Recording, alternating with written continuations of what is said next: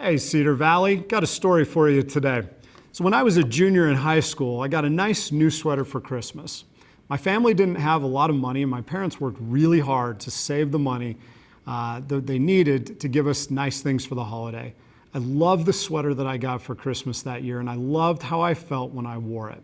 As the weather got warmer, I got to wear it less than I wanted, but a cool day in March gave me the chance to wear it, maybe for the last time. That day, I pulled up to school feeling good about myself and my clothes. I always felt great in that sweater. I hopped out of the car, headed towards the entrance. As I walked in, I saw that I was walking by a popular kid in my grade. He was an athlete. He was definitely one of the cool kids. He wasn't a friend of mine, but I knew him from elementary and middle school. He glanced at me and noticed my sweater. He even commented on it. "That's a nice sweater," he said to me as I walked by him. I was blown away. He never really paid much attention to me, and for him to say anything to me was a social win. For him to compliment me, even better. Was this the moment I became cool? Was I going to have someone that was popular and athletic actually show me some attention and even a little respect? "Thanks," I excitedly replied with a big smile. And with a few quick and brutal words, this young man put me back in my place, reminding me that I would never be on his level. Did you borrow that from your sister? I remember exactly where I was standing. I remember that cool March day like it was yesterday, but most significantly, I remember perfectly the hollow, aching feeling in the pit of my stomach, like I had just been punched and couldn't breathe, like a sharp weapon had been carefully placed on my chest and slid methodically into my heart.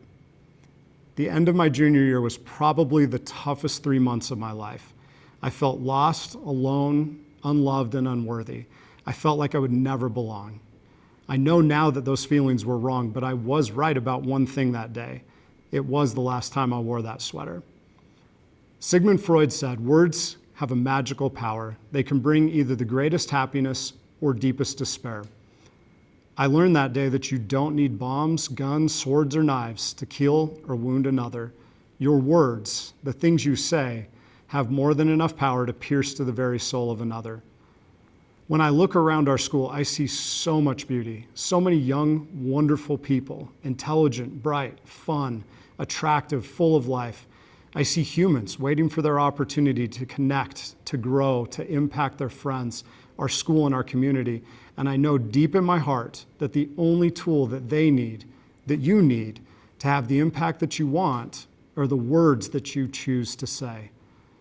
When I reflect on my experience, I bet that he was just trying to get a laugh out of his friends. He probably wanted to look cool to them and made fun of my clothes as a way of getting their laughter to affirm his place as their friend. He used me through his words to grow his status.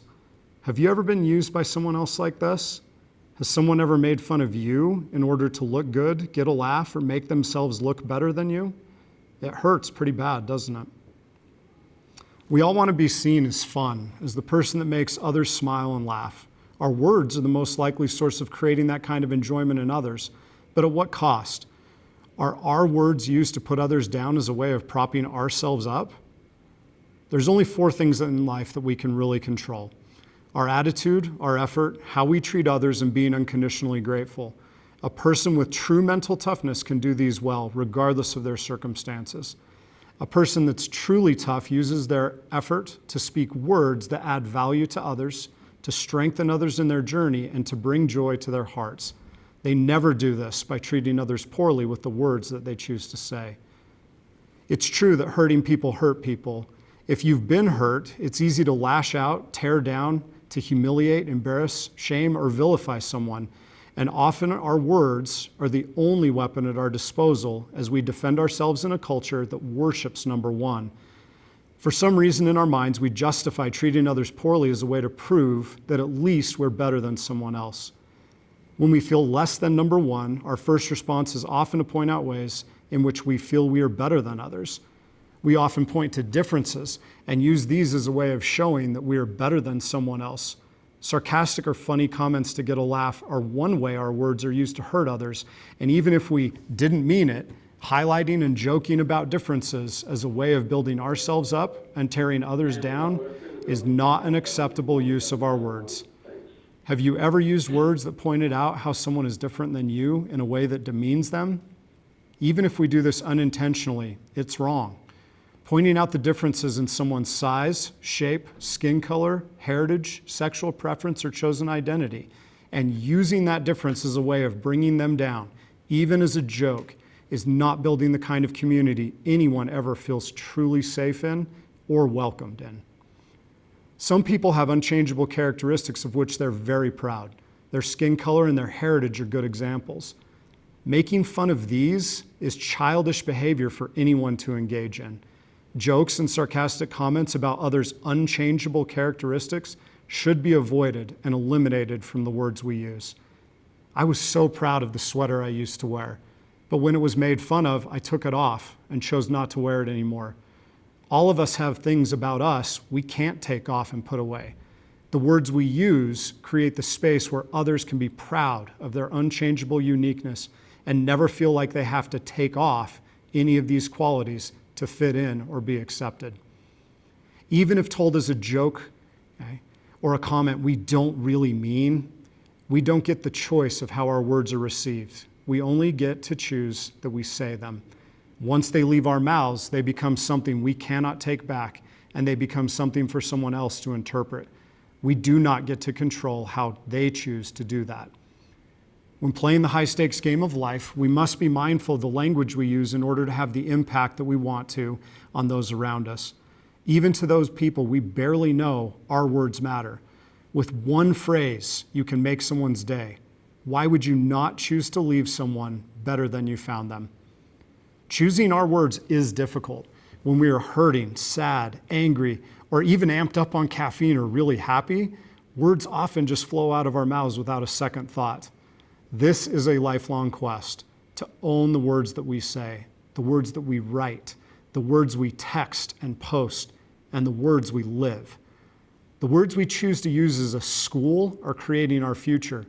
Here's some questions to think about as we look for ways to make Cedar Valley an even better, safer, and more welcoming environment. 1, if I was being my best, how would I talk to myself? 2, how can I start using my words in a more beneficial way? 3, how can I be more aware of the words I am using and how they impact others?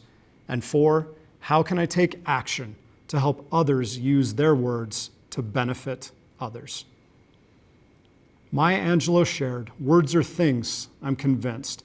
Someday we'll be able to measure the power of words. I think they are things. I think they get on the walls, they get in the wallpaper, they get in our rugs, they get in your upholstery, in your clothes, and finally, into you. If someone's words have hurt you, you're not alone. I suffered in silence for too long. If you're hurting, reach out for help. Ask someone you trust just to listen as you share. If the words you have said have hurt someone else, reach out and apologize. It won't be easy, but it helps you and them to heal.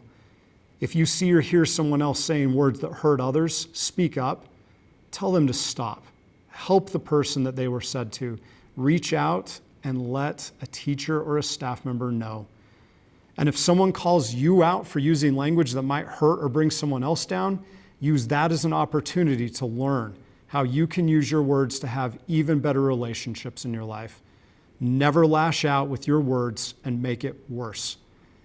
Imagine going to school at a place where people understand the power of their words and choose to use them as a way of creating the most amazing school in the world, a place where words are used to support, strengthen, celebrate, and respect others. Hey, I got a fun challenge for you. Here's 3 things that I'd love to have you do for me. 1, find a new person that's different from you in some way and find something that you have in common. 2, find someone you may have hurt with your words and apologize. I know that one's tough. 3, find someone that means a lot to you and tell them that you love them.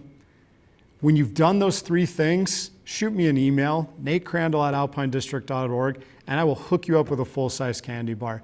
Listen, Cedar Valley, we love you. We believe in you, and we are so proud of you. Go make some magic happen.